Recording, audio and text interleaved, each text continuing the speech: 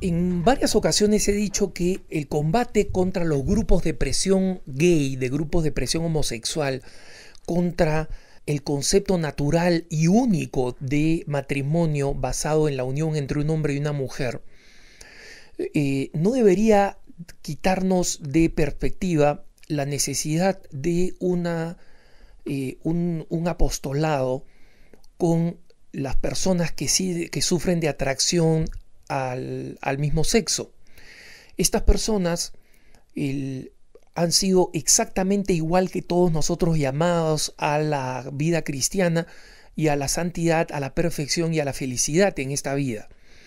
Y esto significa que, como todos nosotros, tienen que cargar su propia cruz, aunque esta cruz en muchos aspectos parezca más pesada que otras cruces.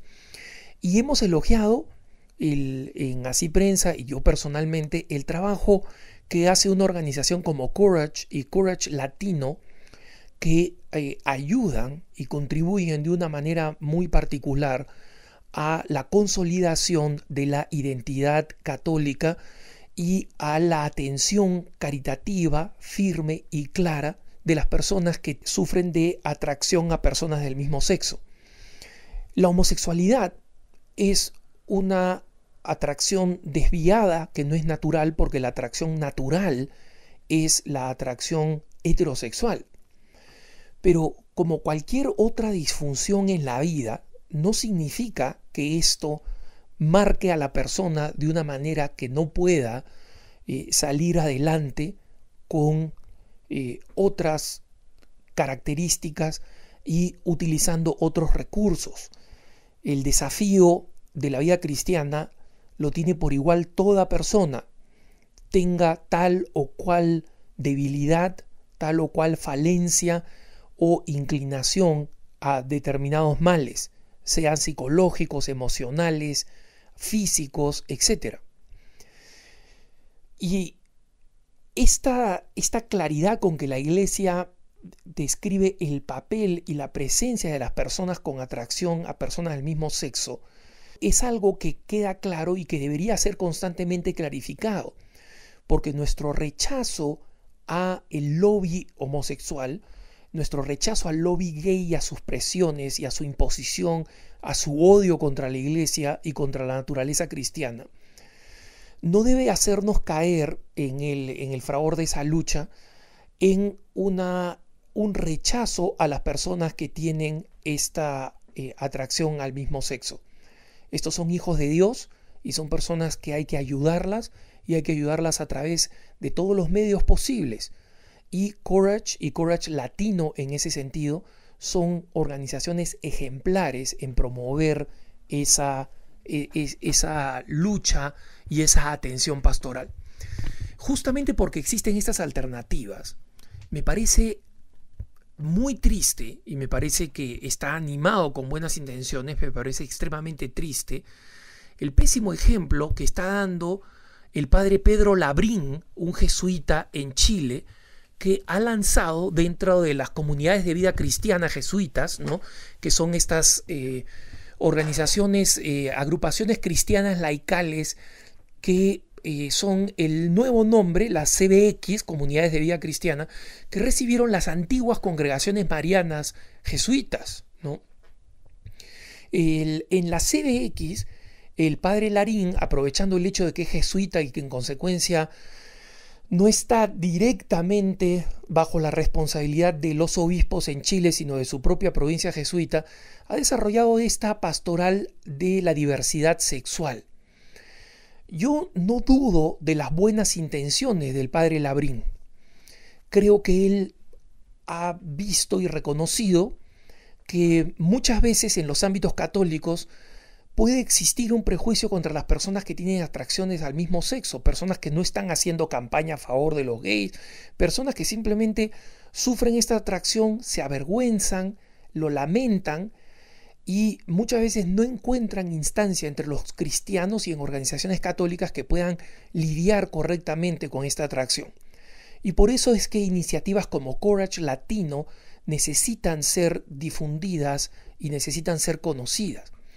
Pero el problema del padre Labrín es que él ha creado una organización como la pastoral de la diversidad en Chile, que completamente confunde la aceptación de las personas que tienen atracción del mismo sexo en el ámbito católico con la aceptación de la ideología que viene unida a esa atracción.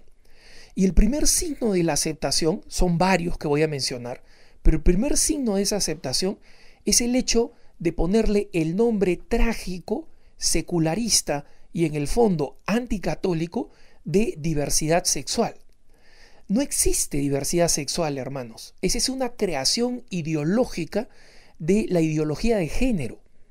La diversidad sexual es simplemente la que existe entre los cromosomas XX e XY, ¿no? Y sabemos que hay anomalías que pueden hacer XXY o XYY, ¿no? Y sin embargo, lo que es cierto es que la normalidad se establece entre aquellos que han nacido con genitalidad masculina y aquellos que han nacido con genitalidad femenina.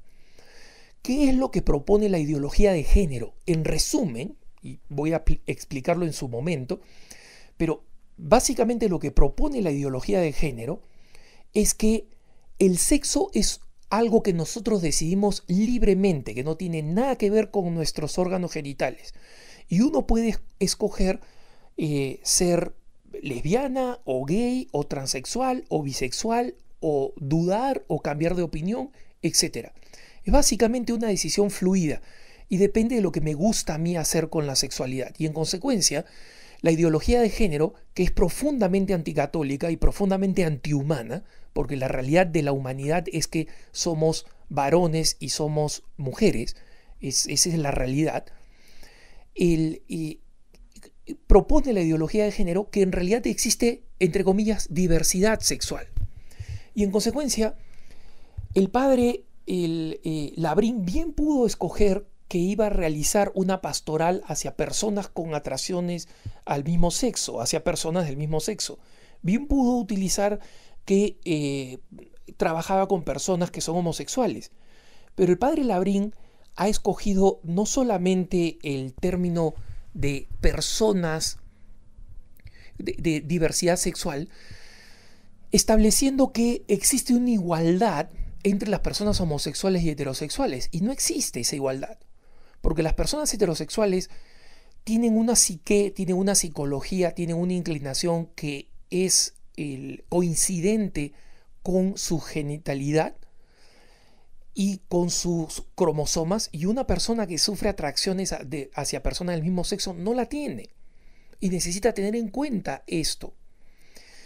Así como una persona que es depresiva, por ejemplo, y ser depresivo no tiene nada de malo. Así como una persona que es bipolar, por ejemplo, o una persona que tiene algún tipo de disfunción física, orgánica, etc., tiene que vivir su vida cristiana, y el hecho de tener esta limitación o esta dificultad no significa que esta persona es menos en su dignidad. Eso no significa que nosotros, por pura corrección política e ideología, digamos que existe una equiparidad y que todo el mundo es igual y que no existe ninguna diferencia a raíz de esto. Entonces, el padre Labrín, que está motivado por la razón correcta, está simplemente dando la solución equivocada a los posibles prejuicios que existen en ámbitos católicos para aceptar, ayudar y atender pastoralmente a personas con esta atracción. ¿Por qué? Porque, en primer lugar, establece esta equivalencia entre homosexualidad y heterosexualidad que no existe, ¿no? En segundo lugar, centra el tema en la sexualidad de la persona. Una persona homosexual, la homosexualidad no lo define. Entonces, cuando el padre crea una pastoral de la diversidad sexual, básicamente está tomando una parte de la persona que es su conducta sexual para convertirla en algo definitivo de la persona. Es decir, una persona es básicamente una persona que se define por su sexualidad. Y eso es algo que vemos nosotros en la aproximación de los grupos de presión homosexual. organizan sus marchas a favor del movimiento homosexual, ¿no? Organizan sus actividades a favor de el orgullo de ser homosexual, se presentan, hola, soy homosexual, y en consecuencia convierten en exclusivo el tema de sus preferencias sexuales. Nadie se presenta, yo no me presento, hola Alejandro Bermúdez, soy heterosexual. De repente cuando seamos una minoría perseguida, tengamos que presentarnos así, para que la gente sepa que soy distinto a lo que ha impuesto la mayoría. En consecuencia, ese es otro de los problemas antropológicos, humanos que crea el padre Labrín con su opción. En tercer lugar, diluye completamente la problematicidad de la homosexualidad a la mera aceptación. Hermanos, entre los católicos probablemente sea necesario trabajar a las personas para que sepan aceptar a personas que tienen atracción a personas del mismo sexo. Sí, pero este esfuerzo no es unilateral. Al mismo tiempo hay que ayudar a las personas que tienen atracciones al mismo sexo a vivir de acuerdo a los principios y normas de la Iglesia, que estas personas sean castas, porque las relaciones homosexuales no son legítimas. Como cualquier relación fuera del matrimonio, y no existe matrimonio entre personas homosexuales, una persona tiene que vivir la abstinencia. Entonces, cuando el padre Labrín es entrevistado por una revista y dice que él no impone el celibato o no impone la no actividad sexual, porque él se mete acá a filosofar sobre, no, la castidad es una cosa, el celibato es otra. No. La relación sexual contra natura de las relaciones homosexuales, masculinas o femeninas, no forman parte de la doctrina de la Iglesia, no deben realizarse, aunque las personas tengan una tentación, una atracción hacia esta actividad homosexual, como las personas heterosexuales las sienten hacia las relaciones sexuales. Entonces, cuando el padre Labrín habla solamente de acogida, apertura, bienvenida, etc., pero no hace nada para que estas personas, además de ser acogidas, ya fueron acogidas, muy bien, les ha creado un grupo, les celebra una misa, a ellos y a sus familiares, permite que vengan en parejas homosexuales a participar de la misa, el padre no está comprendiendo que estas personas necesitan ayuda también para convertirse, como todos los necesitamos. ¿Por qué un grupo de apoyo donde llegan simplemente a despotricar, sí, me pasó esto, no me comprendieron aquí, no me comprendieron allá? ¿Por qué este grupo no se convierte en un grupo de trabajo, de conversión de las personas para que cambien su vida? Si el padre acepta parejas homosexuales como esta persona que está citada en la revista, Mauricio Martínez, de 36 años, miembro del grupo hace casi 2 años, asiste a las reuniones desde el sábado junto a su pareja. Para él, el gran valor de la pastoral de la diversidad sexual está en su carácter de disidente dentro de la institución católica.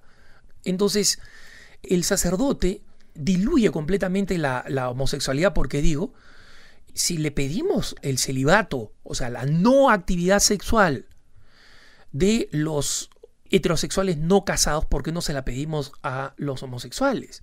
¿No? Entonces ahí estamos haciendo un prejuicio a la inversa. Los heterosexuales son aquellos que deben mantenerse de acuerdo a la ley de la Iglesia, los homosexuales no. El siguiente problema de la aproximación del padre Pedro Labrín es perder de perspectiva el problema sociocultural que significa la aceptación de la homosexualidad. Él dice como bendición de Dios. La homosexualidad no es una bendición de Dios. Digamos, desde un punto de vista ascético, podemos decir que todas las cosas que nos pasan son una bendición de Dios. La muerte de mi padre es una bendición de Dios. El hecho de que yo haya sido criado en una familia donde mi padre nos golpeaba durísimamente es una bendición de Dios. En el sentido que para mí, yo puedo tomarlo eso como una ocasión para crecer espiritualmente. Pero ¿está bien que mi papá haya pegado a sus hijos? No. ¿Está bien que los padres peguen físicamente a sus hijos? No está bien. No está bien. Entonces, aquí cuando se dice bendición de Dios, hay que tener mucho cuidado y el padre no lo tiene. Precisamente, cuando él dice que es una bendición de Dios, básicamente está equiparando la homosexualidad no solamente al matrimonio, sino a todas las otras vocaciones. Ser sacerdote y ser religioso es una vocación, casarse es una vocación, y de pronto ser homosexual es una vocación también llamada por Dios. Es decir, llama a personas a que tengan relaciones anales o que tengan relaciones contra natura. Esa es una vocación dentro de las vocaciones.